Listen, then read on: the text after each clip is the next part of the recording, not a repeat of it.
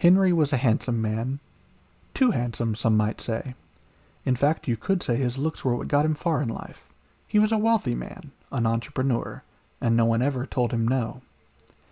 Each morning he would start the day in front of a mirror for long stretches of time. He ensured that not a hair was out of place, and that his suit was pristine and free of wrinkles. This is what success looks like, he told himself, and he believed every word. After all, why shouldn't he? He had no reason to doubt it so far. One day, something odd happened. His reflection struck a big grin, though Henry had not smiled. At first he was taken aback. He was not sure what to think of this.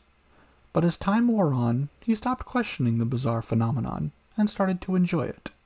Whenever he would look, there it was beaming back at him, and he would always return the courtesy.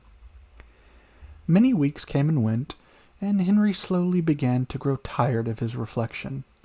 Always smiling no matter what his mood, it was as if it had started to mock him. Still, he went about his day as he always had, trying his best to ignore every mirror he passed, as all mirrors had come to develop this habit. Just as bad was the fact that no one else seemed to notice. He was the only one who could see it. As uncomfortable as his reflection now made him, the fact that he could not talk about it, without sounding mad, made it all the worse. Eventually, Henry came to a point where he could not stand it any longer. He walked straight up to the closest mirror he could find, stared it dead in the eyes, and demanded that it stop smiling. His reflection did as it was told, but immediately Henry wished it hadn't. Looking back now was a blank, emotionless gaze, unnervingly fixed upon Henry as never before. The eyes seemed to look into rather than at him. As uneasy as Henry felt, he refused to let it show. More time passed, and Henry continued to avoid mirrors as best as he could.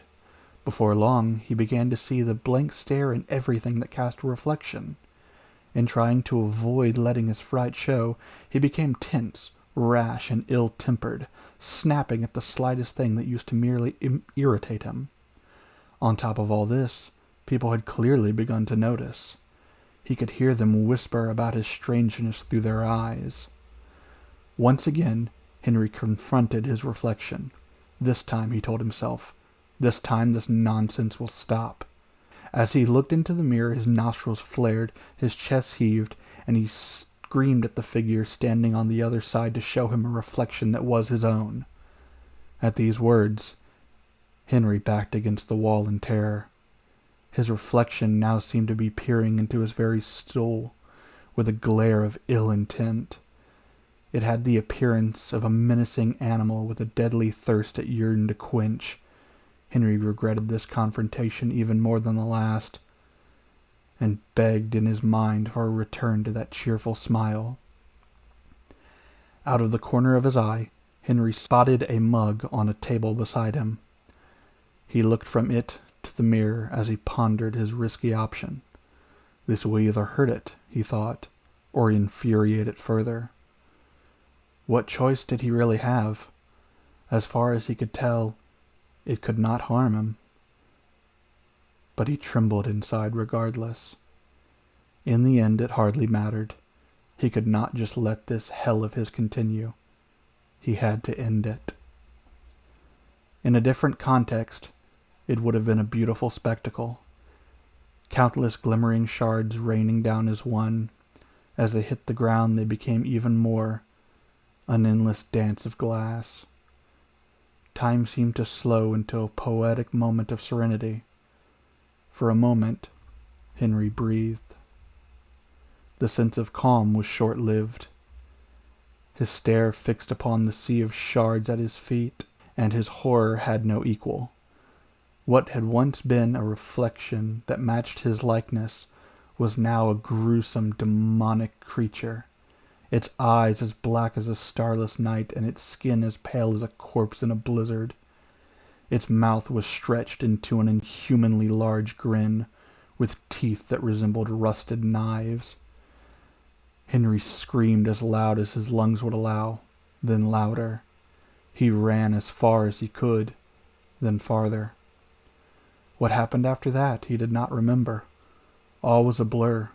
He just ran, farther and farther away from the creature, away from the horror, away from even his own mind. His eyes clenched tight. His calves burned like a furnace. His ears heard only ringing.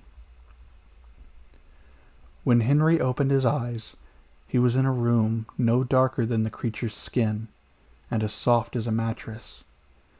There was no mirror in sight, and it had no windows. I'm safe, he thought. Though he did not know how he had arrived here, he was content that fate had seen fit to grant him this reflectionless shelter. A large man dressed all in white opened the door. He was followed by a much smaller man holding a tray of food. They did not seem the least bit threatened by Henry, likely due to the jacket that restricted the use of his arms. The small man set the tray on a table at the far side of the modest room, and he left. The large man removed the jacket and followed. Henry sat at the table and examined his meal. A curious sight soon caught Henry's eye. From a glass of water, a smiling face that resembled his own beamed back at him, though he had not smiled. Henry returned the courtesy.